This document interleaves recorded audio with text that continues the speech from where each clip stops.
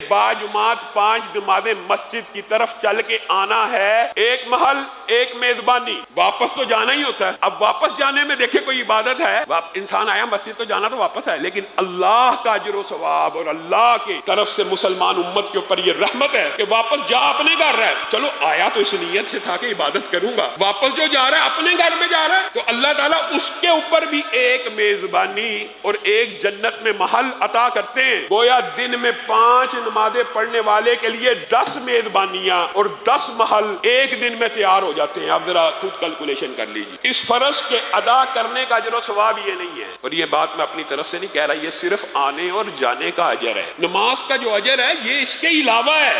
اور اگر آپ اس ایک میزبانی کا تذکرہ لبینۃ من ذہب و لبینۃ من فضہ، جو اللہ تعالیٰ بندہ مومن کے لیے جنت میں گھر تیار کرتا ہے، اس کی ایک اینٹ سونے کی ہوتی ہے، ایک اینٹ چاندی کی ہوتی ہے۔